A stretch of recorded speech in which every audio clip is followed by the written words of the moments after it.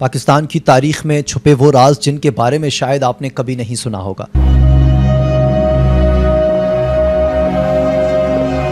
Lord Mount beaten کی قائد اعظم کو دی گئی پیشکش آخر وہ کیا تھی؟ اور آزادی کا اعلان تو 15 اگست کو ہوا تھا، مگر ہم 14 اگست کو یوم آزادی کیوں مناتے ہیں؟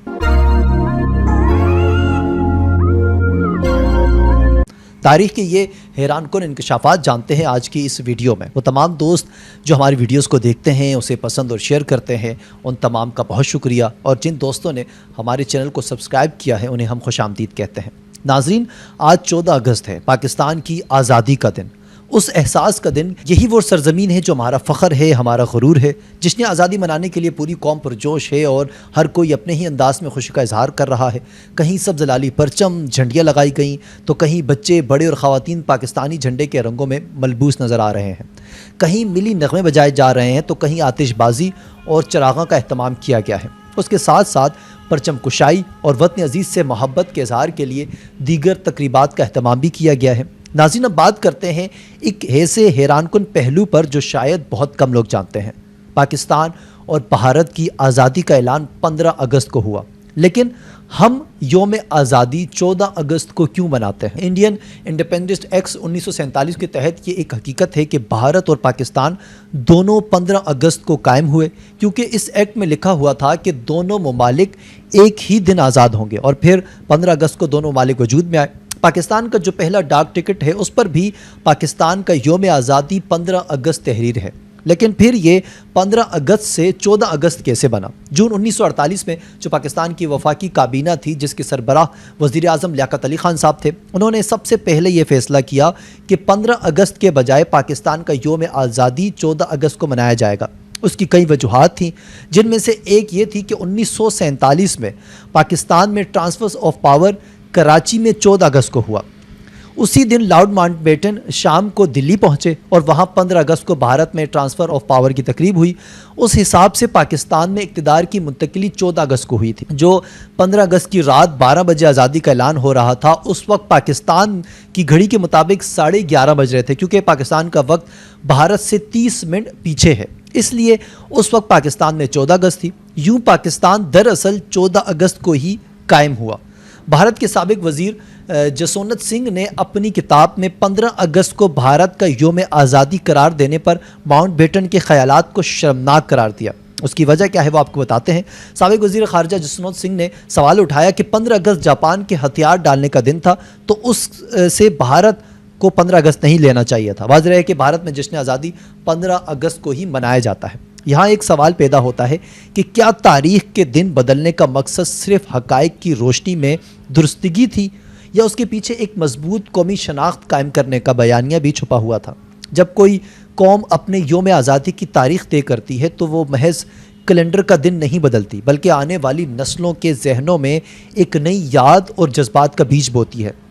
پاکستان کے لیے 14 اگست کا انتخاب شاید صرف وقت کے فرق یا ٹرانسفر آف دی پاور کی وجہ سے نہ ہو، بلکہ یہ ایک علامتی فیصلہ بھی ہو سکتا ہے، تاکہ ہماری آزادی بھارت سے ایک دن پہلے دکھائی دے اور ہماری شناخت الگ اور نمایاں ہو۔ ناظرین، کیا آپ کو لگتا ہے کہ یہ ایک سیاسی چال تھی یا محض اتفاق؟ کامنٹس کر کے ضرور بتائیں۔ اب بات کرتے ہیں کسی تاریخی پیشکش کے حوالے سے کہ اگر قائد اعظم وہ پیشکش مان لیتے تو شاید آج پاکستان کا وجود نہ ہوتا۔ سینئر صحافی حامد میر کتاب Lord Mountbatten and partition of India کے حوالہ دیتے ہوئے بتاتے ہیں کہ پاکستان کے بدلے قائد اعظم محمد علی جناح کو ایک بڑی پیشکش دی گئی تھی، اور حیران کن انکشافات جو ہیں وہ انہوں نے جو بیان کیے وہ ہم آپ کے ساتھ شیئر کرتے ہیں۔ حامد میر اپنے پروگرام میں ٹھوس دستاویزی شواہد بھی سامنے رکھے۔ لارڈ ماؤنٹ بیٹن نے بڑے واضح انداز میں اعتراف کیا کہ میں بطور وائس رائے پاکستان کے قیام کے خلاف تھا، کیونکہ میں متحدہ ہندوستان کی تقسیم نہیں چاہتا تھا۔ حامد میر کے مطابق اس کتاب میں لارڈ ماؤنٹ بیٹن نے اعتراف کیا کہ میں نے گاندھی کے کہنے پر قائد اعظم محمد علی جناح کو متحدہ ہندوستان کا وزیر اعظم بننے کی پیشکش کی تھی۔ یہ بہت بڑی پیشکش تھی، لیکن قائد اعظم نے اس پیشکش کو میں کوئی دلچسپی ظاہر نہیں کی۔ میں نے قائد اعظم کو منانے کے لیے ہر حربہ آزمایا، لیکن میں مکمل ناکام رہا اور قائد اعظم کامیاب رہے۔ سینئر صحافی کے مطابق لارڈ ماؤنٹ بیٹن نے اس کتاب میں بتایا کہ قائد اعظم نے متحدہ ہندوستان کا وزیر اعظم بننے سے اس لیے انکار کیا کیونکہ انہیں ہندو راج کا خوف تھا انہوں نے مجھے واضح کیا تھا کہ میں سب کچھ کھو سکتا ہوں لیکن ہندو راج کا حصہ نہیں بن سکتا۔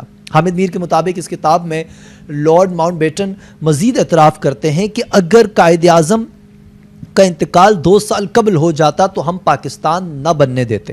وہ واحد لیڈر تھے جنہوں نے ہماری تمام کوششوں کو ناکام بنایا۔ انہوں نے کہا کہ میں اعتراف کرتا ہوں کہ میں قائد اعظم کے سامنے ناکام ہو گیا۔ ناظرین، یہ انکشاف صرف ایک تاریخ کا حصہ نہیں بلکہ سوچ اور عزم کی تصویر ہے جو قیام پاکستان کے پیچھے کار فرما تھی۔